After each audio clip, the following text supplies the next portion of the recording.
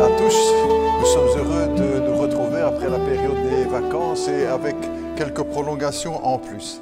J'espère encore et toujours que vous allez très bien, physiquement et spirituellement. Nous reprenons donc notre programme de capsules de vie. Et je vous invite donc à continuer de nous concentrer sur les paroles de Jésus, ce qu'il a dit, ce que Jésus a dit. Et je rappelle rapidement pour quelles raisons. Alors je vous en cite quelques-unes. Pourquoi ces paroles du Christ? Premièrement parce que Jésus a dit la vérité. Et pas seulement il l'a dit, mais il l'a prouvé qu'il disait la vérité. Deuxièmement, sur les paroles du Christ, parce que Jésus a le dernier mot. Il a ou il aura, les deux, le dernier mot. Et troisièmement, parce que c'est une parole divine, c'est une parole de Dieu, ce que Jésus a dit. Ce n'est pas la parole d'un grand homme, d'un grand prophète, d'un grand rabbin, c'est la parole de Dieu. Une quatrième raison pour nous arrêter donc sur les paroles de notre Seigneur, parce qu'elle nous permet de mieux connaître Jésus-Christ. Et c'est un des grands problèmes dans notre pays et parfois même dans nos églises, que bien qu'on connaisse Jésus plus ou moins son histoire, qu'est-ce qu'il a dit? Et beaucoup seraient bien embarrassés de citer quelques paroles du Christ. Donc, nous nous y arrêtons ensemble depuis quelques semaines. Alors, une cinquième raison, parce que Jésus a parlé comme aucun homme n'a parlé. On peut faire la comparaison avec tous les grands auteurs de l'histoire. Jésus a parlé comme aucun homme n'a parlé. Et c'est tout ce que ces témoins de l'époque apportaient comme commentaire. On n'a jamais entendu ça. Et si vous comparez aujourd'hui, on n'a jamais entendu ça. À nouveau, c'est toujours vrai. Et puis une sixième raison, pourquoi ces paroles du Christ? Parce que cela nous permet de grandir dans la foi et dans la connaissance de notre Seigneur Jésus-Christ. Vous savez que l'apôtre Pierre a écrit, nous invitons à grandir dans la grâce et la connaissance de Jésus, notre Seigneur et notre Sauveur, dans 2 Pierre 3, 18. Et en nous concentrant donc sur les paroles de Jésus, mais cela nous invite à grandir dans la connaissance du Seigneur.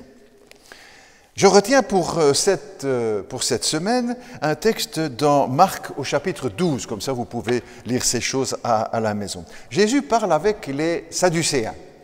Les Sadducéens, c'est une secte religieuse de l'époque du Christ. Et une de leurs particularités, c'est qu'ils ne croyaient pas à la résurrection, en quelque sorte à tout ce qui est surnaturel. Et Jésus va leur dire à ces gens qui ne veulent pas croire, ces gens religieux qui ne veulent pas croire à la résurrection des morts, Jésus leur dit, « N'avez-vous jamais lu dans les Écritures, dans les livres de Moïse, ce que Dieu lui dit? Je suis le Dieu d'Abraham, le Dieu d'Isaac, le Dieu de Jacob. Dieu n'est pas le Dieu des morts, mais des vivants. Donc, pour lui, tous sont vivants. » Premièrement, nous notons que Jésus nous renvoie à l'Ancien Testament, à la Bible, parce que les réponses à nos questions sont dans la Bible. Et Jésus a toujours donné autorité à l'Écriture, à l'Ancien Testament. Et ces réponses ne sont pas seulement pour les siècles passés, mais pour nous aujourd'hui. C'est un livre éternel, intemporel. Ne nous privons donc jamais, pour nous-mêmes, dans l'Église, à la maison, dans nos familles, avec nos enfants, nos petits-enfants, ne nous privons donc jamais de lire la Bible. Ensuite, dans cet entretien, Jésus cite la Bible. Il lui donne référence, il lui donne autorité. Il rappelle cette parole de Dieu à Moïse, « Je suis le Dieu d'Abraham, d'Isaac, de Jacob, etc. » Personne en dehors de Jésus-Christ n'avait compris ce texte de cette manière. Personne. Et c'est lui qui va donner l'interprétation, toute la richesse, toute la puissance de cette phrase toute simple. Je suis le Dieu d'Abraham, le Dieu d'Isaac, de Jacob. Si aujourd'hui, écoutez bien, si aujourd'hui un théologien nous proposait une telle interprétation sur ce texte, nous dirions « Oh, il exagère, où a-t-il été chercher ça ?» Mais avec Jésus, il n'y a pas d'exagération. Il donne l'interprétation juste de ce que voulait dire cette phrase que Dieu apportait, que Dieu donnait à Moïse. La juste interprétation, le sens de ce texte que nous avons lu.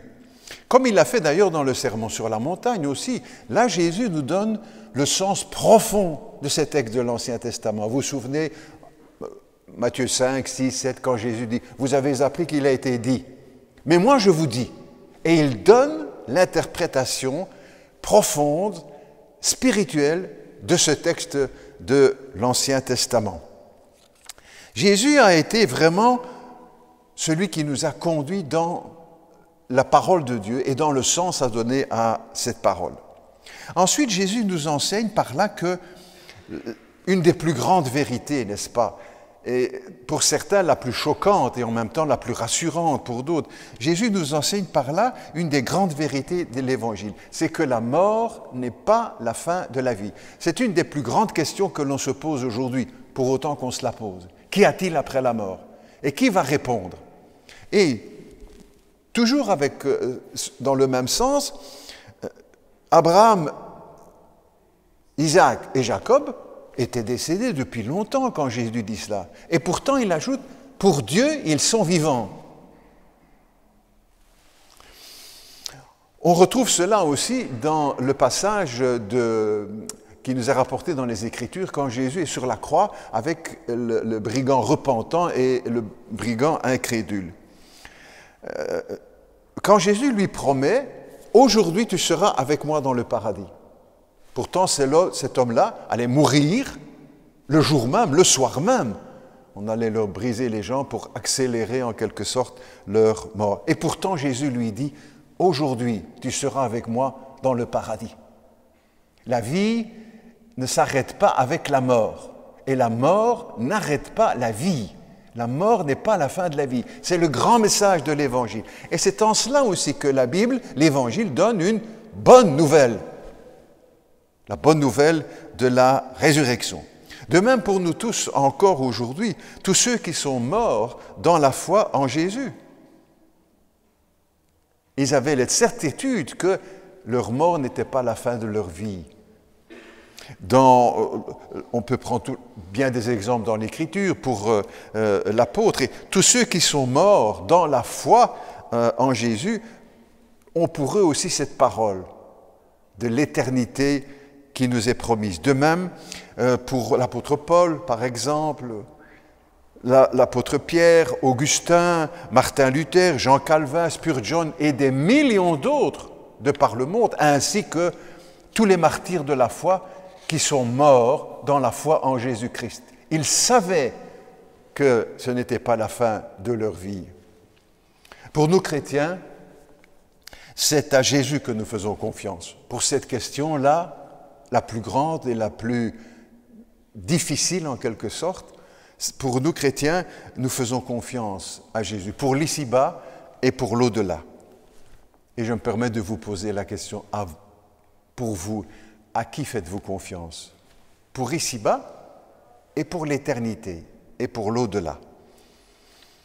Pour nous chrétiens, nous croyons en Jésus-Christ, ne bronchons pas, restons fidèles et accrochés, solides dans la foi, en nous attachant aux paroles de Jésus-Christ. Et pour vous, qui n'avez pas encore fait le choix, qui n'avez pas encore pris cette décision, qui n'avez pas mis encore toute votre confiance en Jésus-Christ, ne tardez pas.